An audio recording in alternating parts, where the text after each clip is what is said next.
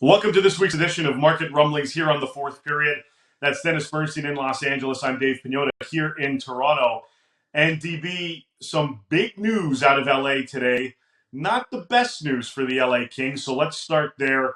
Drew Doughty's out 8 weeks from now, and Sean Walker's done for the season with torn ACL and MCL. What does this mean for that blue line in LA, DB? On the heels of a 1-4-1 start day, it's not great news. What it means, and it's never great to lose two of your top six and a top pair defensemen basically within 48 hours of each other. What it really impacts, though, is their offense, Dave, because these are the only two puck-moving or play-driving defensemen on the roster right now. The rest of the guys like Toby Bjornfoot and Matt Roy and Mike Anderson, they don't drive play. So to me, it's going to be a situation where now Todd McClellan, 6 games into the season, is going to have to reconstitute the offense, Dave. Part of the recasting of the offense was going to be more activation from the defense. And without Drew for 8 weeks at best, and without Sean entirely for the season, he's going to have to go back to the drawing board to devise some offense for this team that has struggled to score again at the start of the season like they did last season. Now, Rob Blake, that is, said that he wasn't going to be making any outside moves anytime soon, that the answers have to come from within. So who the heck is stepping up? Guys like Austin Strand or Cale Clegg, who's been recalled from Ontario, but there really isn't a replacement for Drew. You can't replace Drew Doughty. Maybe Cale Clegg can step in for Sean Walker, but yeah, and they're not going to LTIR. They're both going to be put on injured reserve, so the cap space isn't going to be a factor at this point. So it's going to be, to be frank, Dave, I don't think they have a replacement for these two players at this point in time. So again, for a team that hasn't started well and with a mission of making the postseason this year, it's a huge challenge coming up with this 5-game homestand starting tomorrow night against Winnipeg. So I'm trying to do numbers here, okay? They got about $3 million in cap space. If they eventually LTIR Sean Walker, that puts them in and around $6 million in cap space. If they were to trade for somebody by moving out a roster guy, is Jack Eichel going to LA? Just be real. You would think that signing Phil Deneau for $33 million for 6 would have ended that conversation. But now what do when this team struggles to score and they're not drawing? It's, my feelings, Dave. I would have done it from day one. I would still do it. The money would be tight to do, and then you're paying two centers $10 million each. Your third line center is getting paid almost $6 million.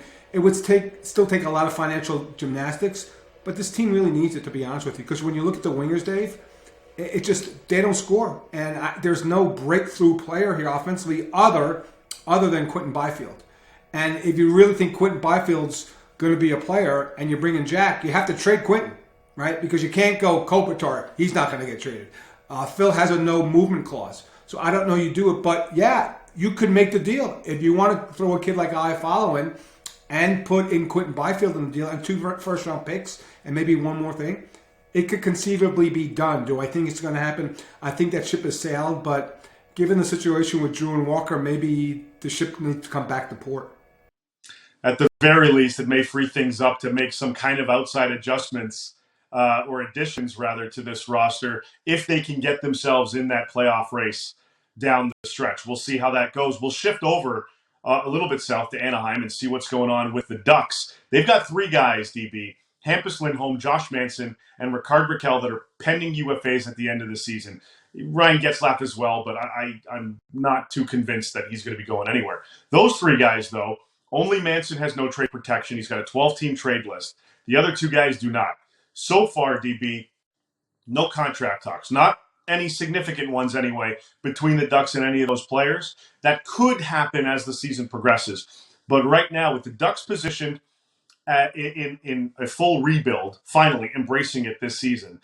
I'm very curious to see how they navigate these waters. All 3 guys will be available in a sense that the Ducks are willing to listen on the trade front. I can tell you that. Do you see a fit anywhere for some of these guys that are available around the league? Yeah, look, the one benefit And the Ducks, if you look at the results, it hasn't been well. They lost a brutal game Tuesday night against Winnipeg in the final minute. They gave up 2 goals. But they've been producing offensively, Dave, for a team that nobody thought would score. Like Raquel's doing well. So any team that's looking for a score, maybe Boston with their depth issues on the top 9, maybe Rickard Raquel will be a nice fit in Boston. You're always going to talk about Toronto for the postseason. So yeah, I think there are absolutely landing places for these players because the one optimistic thing if you're a Duck fan, and yes, they should rebuild, but the veterans are producing. And this is you can't trade them at game 6 or game 7, but I think down the line, if they continue to lose games but be better offensively, I think you could have landing spots for all 3 players, and you would add to even more of their talent pool as they go forward into their rebuild. Right, absolutely. And especially from a defensive perspective, we know how valuable D are. Lindholm is on the left side, cough, cough, New York Islanders, maybe down the road. And Josh Manson, there are a ton of teams that would love to get a physical guy like him. So we are going to keep tabs on this as it's very early, but those are 3 names to watch as the season moves along. I want to shift gears a little bit, DB. We talked about a couple teams and some players that are out there. I want to talk about some future games that could be returning to the National Hockey League. Now, you and I know this well. We go every year, or did when we went overseas to catch the Global Series games in Finland and in Sweden. The NHL wants to bring these back, I believe. And how close are they to doing that? Well, in talking to some people off the record, the NHL, I think that this season is not going to be in the mix. But things are improving in Europe. Things are improving here in North America. I think the want is to next season to go back to Europe because, Dave, we've been there. The reception and the exposure these games get are immediate sellouts.